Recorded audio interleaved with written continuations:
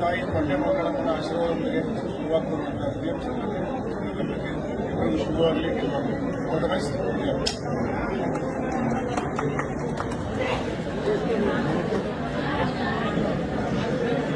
ಇದು ಯಾರು ಹೋಗ್ಬೇಡಿ ಸರ್, ಯಾರು ಹೋಗ್ಬೇಡಿ ಸರಿ, ಯಾರು ಹೋಗ್ಬೇಡಿ ಹಂಗೆ ಇದು ಯಾರು ಹೋಗ್ಬೇಡಿ.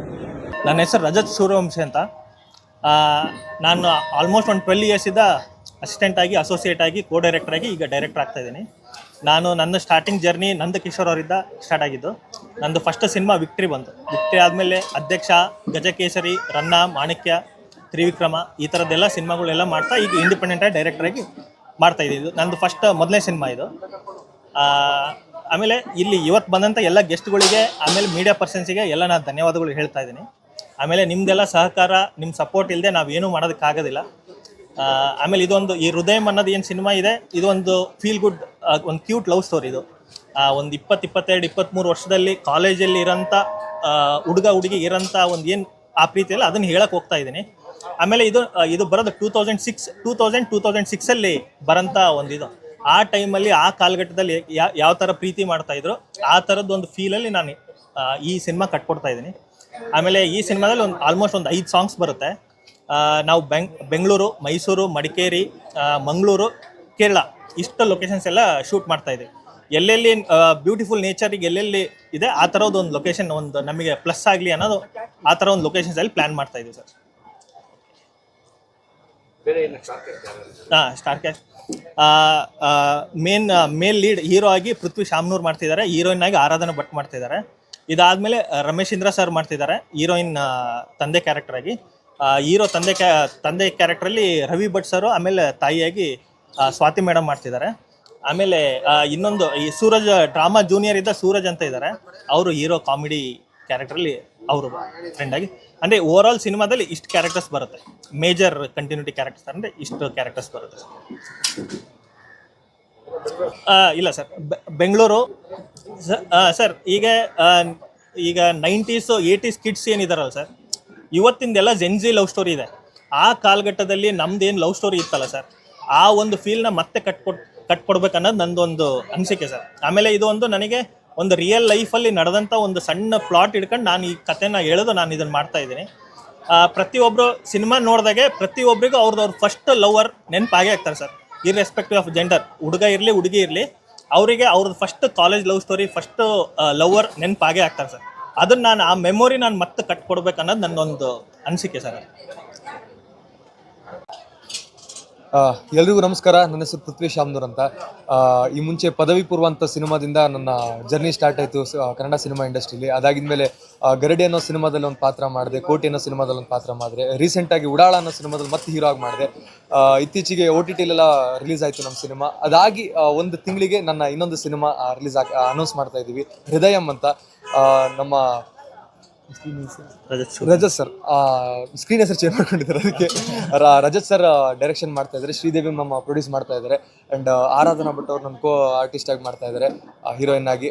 ತುಂಬ ಎಕ್ಸೈಟೆಡ್ ಆಗಿದ್ದೀವಿ. ತುಂಬ ಒಳ್ಳೆ ಕತೆ, ತುಂಬ ಚೆನ್ನಾಗಿ ಬರ್ಕೊಂಡಿರೋಂಥ ಒಂದು ಕತೆ ಅಂತ ಹೇಳ್ಬೋದು. ನನಗೆ ತುಂಬ ಎಕ್ಸೈಟ್ ಆಯಿತು ಸಿನಿಮಾ.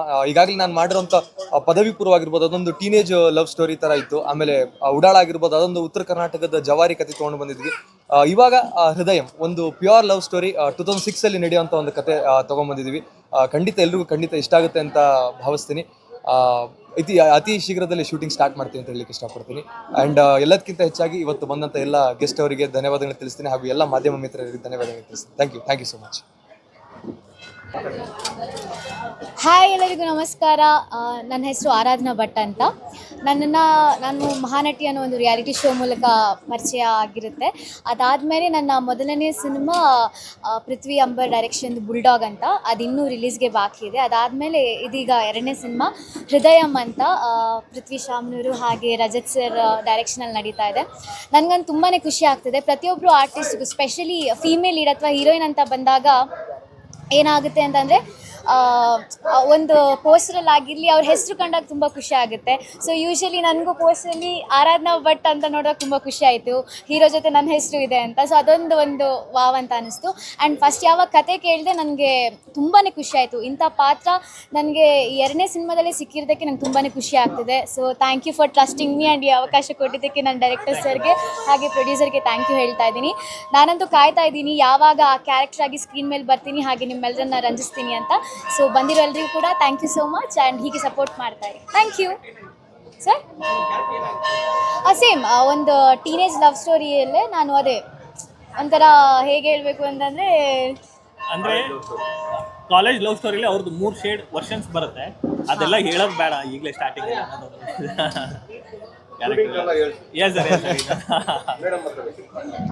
ಅಂತ ಎಲ್ರಿಗೂ ನನ್ನ first of all thank you so much.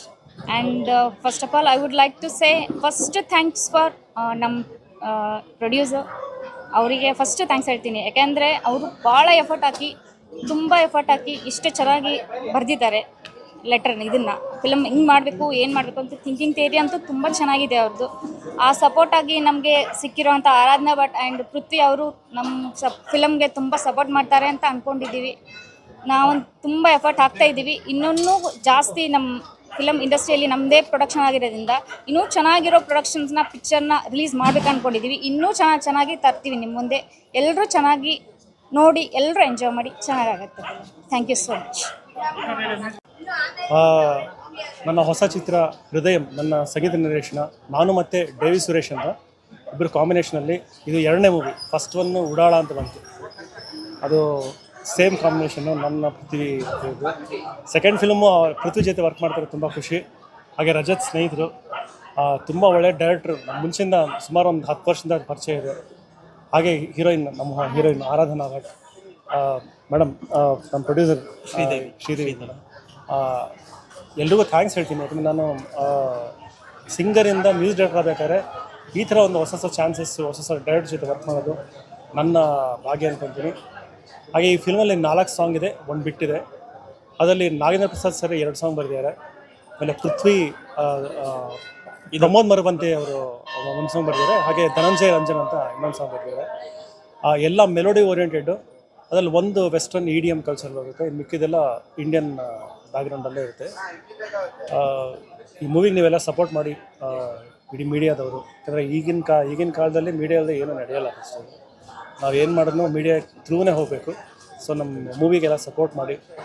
ಶೀಘ್ರದಲ್ಲೇ 2 ಸಾಂಗ್ ಆಲ್ರೆಡಿ ರೆಕಾರ್ಡ್ ಆಗಿದೆ, ಇನ್ನು 3 ಸಾಂಗ್ ರೆಕಾರ್ಡ್ ಆಗಬೇಕು. ಶೀಘ್ರದಲ್ಲೇ ಇನ್ನೊಂದು ಪ್ರೆಸ್ ಮೀಟಲ್ಲಿ ಬರ್ತೀವಿ. Thank you so much.